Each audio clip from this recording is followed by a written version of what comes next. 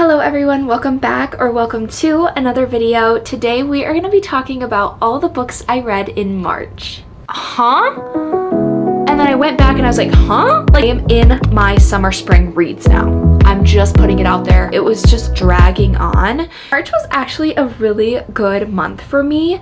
I almost want to say it's the most books I've read so far this year in a month. I might be wrong. I'll let you know right here if I'm wrong or not. But I read a total of 6 books in March, which I know I've had better months before, but this year, at least in like the last few months, I have been not so great at finishing books every month. So we're gonna go through, I'm gonna tell you what books I read, some of like my little thoughts. Some of them I have talked about before, so I'll link the video. However, I'll give you my ratings so you know if you should read them, if you should pick them up, or what my thoughts were. So without further ado, if you have not, please subscribe to my channel and like this video down below. That way you don't miss any more of my videos, and let's get into this video. The first book that I finished in March actually ended up being a 5-star read for me, and that was Beartown by Fredrik Backman. This book I picked up because of Sarah Caroli, and I think Destiny were talking about it in their podcast, that this author just writes amazing books and it makes you feel so deeply. However, I will say I wasn't expecting to like it as much as I did during like the first 20% because it went so slow. I just couldn't get into it. I wasn't hooked. I was listening to this book, I think almost all on audiobook, and I think that helped me. However, once I hit like that 30%-ish mark, if not like halfway, it was flying by. I wanted to know what was happening. I wanted to see how the book was gonna go and how the story was gonna end or where it was gonna take me. This book follows kind of a community. It's called Beartown, and it's a really, really small town. They're known for their ice hockey, and there's this junior team that's close to making championships. So they're kind of doing their training. It talks a lot about hockey, which I don't know anything about. So I think that was partially what made it hard for me to get into, and there's so many characters. It follows that community, and basically something happens to this girl. It leaves the entire town, or at least her entire world kind of comes crashing down. This whole hockey thing kind of surrounds it. So I wasn't expecting to feel the emotions that I did, and I feel like the way Fredrik wrote this story was very brilliant. Like, it was just amazing. So if you're hesitant to read a book by him, or you own this book and you just haven't picked it up, I highly recommend picking it up. Maybe even starting it on audiobook. That kind of helped me, but I could see this being a book that some people like and some people don't like. I feel like it just depends on what you feel from it and how attached you become to the characters. First 5-star read, I think, of this year. I could be wrong about that, but 5 stars for the next and final book I talked about in that video specifically was The Ashes and the Star-Cursed King by Carissa Broadbent. This is the second book in the Nightborn duet. The first one is The Serpent and the Wings of Night. I think I read the first one last year, I think earlier in the year, and this one hadn't been out yet. It is about vampires. So there's vampires, werewolves, which is a different kind of book than I'm used to. I feel like I found a lot of vampire books last year, so I picked up The Serpent and the Wings of Night and actually really liked it. I think I rated it a 4 stars. So when I wanted kind of another fantasy, I figured, okay, let me finish off this like duet. There's a few other books in this series. So I picked up this one. I ended up rating it 4 stars. Again, it was really good. It just didn't hit quite as hard as the first book. Can't really explain why. I don't know if it was the plot, or I feel like it was so much more high stakes in the first one compared to this one. However, obviously it wasn't bad. I flew through it. I read this one on Kindle. Actually, it was on Kindle Unlimited, and it is dual point of view. So this follows Aurea, and then it also follows Rain. So you're kind of getting both of their sides of the story.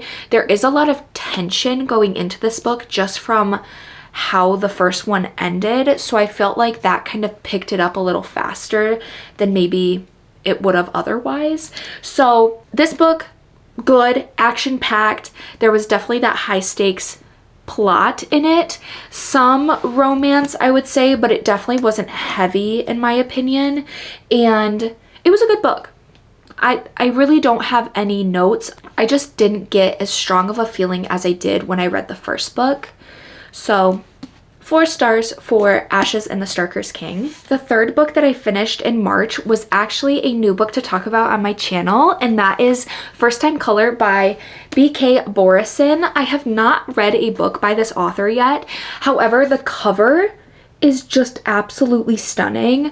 I did pick this book up because the Bookmark podcast, they were reading this for one of their monthly picks, and it's like a Valentine's Day romance book.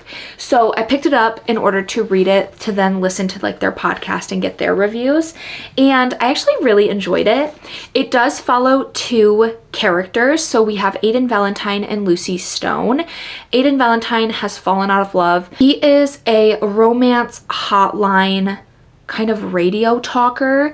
So he's fallen out of love. He's kind of miserable at his job right now until a young girl calls into his station and is telling him how her mom needs to fall in love and she needs dating advice. So that radio show goes viral and it basically throws everything into full swing. Then we have Lucy, who thinks she's doing fine. She's a single parent and she has a great family, a good job, and she has this daughter. Suddenly, Baltimore is scrutinizing her love life. So they're all talking about her love life or lack thereof because she does not have anyone. She doesn't have a love life.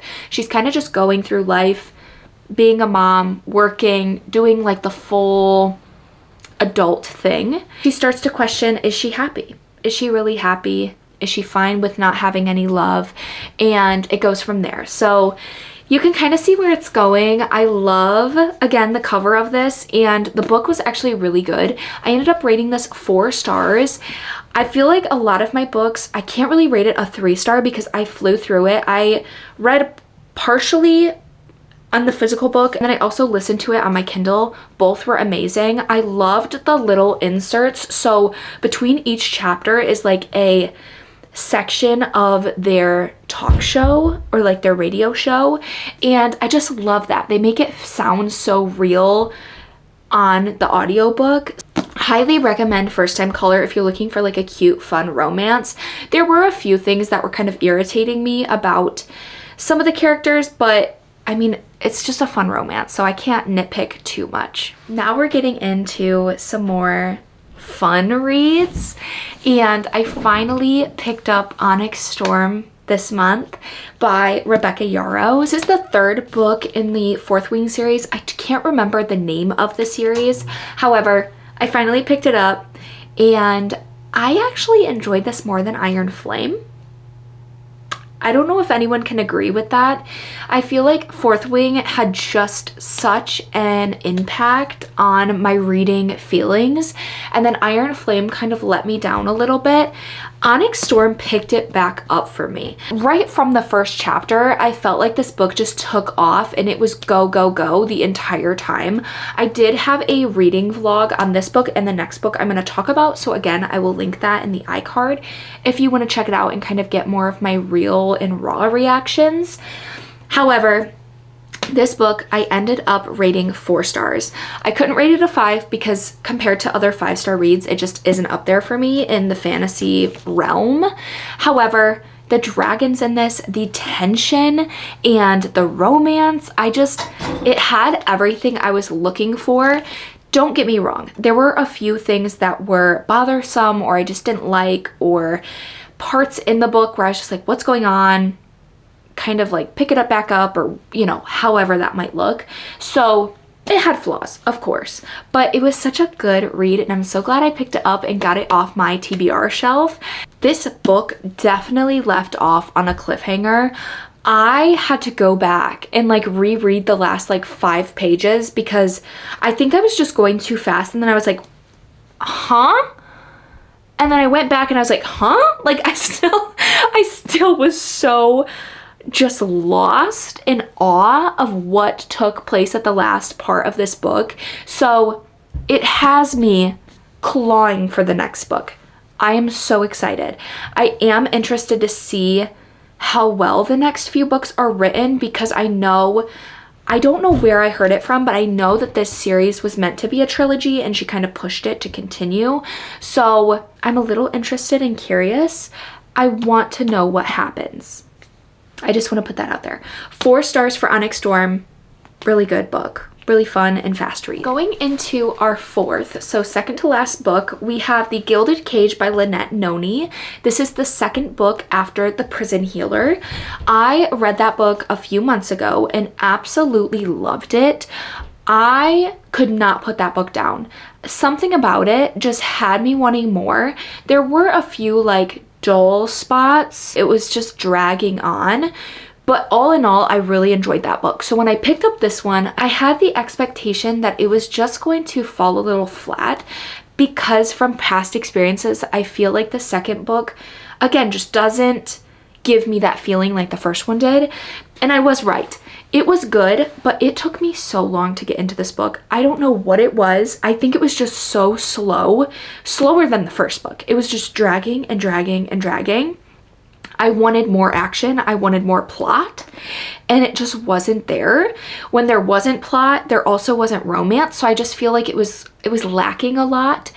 However, the end went crazy. The end went crazy, I will say. It kind of picked up that rating a lot, actually, because that second half of the book, things were going on, okay? And so it was really good. I rated this 4 stars again. So not that 5 and not that 3. It's kind of right in between. And I will pick up the third book, The Blood Trader. Yes, The Blood Trader. I've heard that one is really good. So I'm hoping it kind of takes the rest of the series up and out. And so yeah, this follows a girl named Kiva Meridan, I think is how you say Meridan. She was in prison for a very, very long time, and her dad went to prison. She survived, and it's taking place from where that first book left off. So she just survived the prison. She's finally out. I will not say who she's with or what's going on, because that would spoil it. But to give a little bit more detail, the first book takes place in her point of view. She's in the prison trying to survive, and basically this queen comes in. She needs to go through an ordeal. So she needs to survive these challenges in order to live, and then she would just like save the queen. So it wasn't quite as high stakes as I wanted the first book to be, but there are those challenges. So she survives those, but things kind of change. There's plot twist after plot twist after plot twist.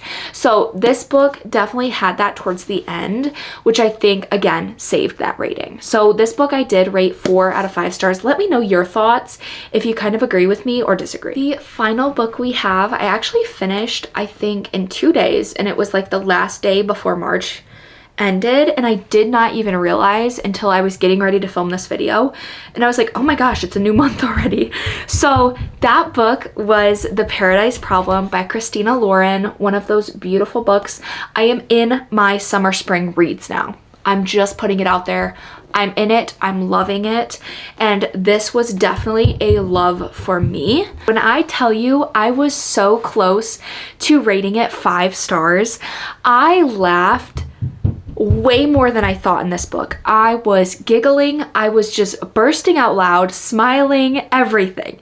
So this book was so good in my opinion, and it follows 2 characters. So we have Anna Green, and then we have Liam, but he's known as like West is how she knows him. So Anna Green married West in order to access housing to attend UCLA for her degree, because she doesn't have a lot of money. Her dad has cancer and she's paying for a lot of his bills. She's struggling.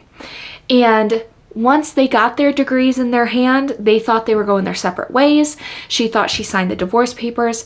However, Liam then contacts her again because he is unable to access his grandparents' inheritance until they've been married for 5 years. like consecutively. His family's kind of starting to wonder who this girl is. They've never met her. He's talked about her. He's showed photos, all of that. And they want to know who she is. And he's afraid that if she does not come along with him, he will not inherit the money that his grandparents gave him. So he asks her to attend a wedding for his sister in Indonesia, and she agrees because she's getting money out of it as well. So she's able to pay for her father's medical bills, and she's able to kind of make a better life for herself as well. She's hilarious. She is just a character in herself, and Liam's okay. I feel like that was what gave me a kind of like unsure of how I felt about him at first, but I would say like halfway through the book, I really did end up starting liking him. And there's some like really nice quotes. There's some really nice like life lessons in here, which I really appreciated. So this book I rated 4 stars, but honestly, I would rate it like 4.5 to 4.75. I loved it. There were just those few notes that I had that just couldn't bring it to that 5-star, but highly recommend. This will probably be one of my favorite romance books that I've ever read, if I'm being honest. So I highly recommend this if you're looking for a quick, fun, entertaining read for the summer or spring. This is the book I would probably go with. Those were all the books that I read in March. I feel like not too bad. I got a good mixture of genres: fiction, fantasy, romance. And some of those were on my TBR for quite a while, or books that I really did want to get to because I'd heard such good things or they were newer releases. And I'm so excited for April. There are so many books coming out in April. Guys, I just put a video of all the books kind of coming out in the next few months that I want, and I'm afraid I might be drowning in books by the end of it.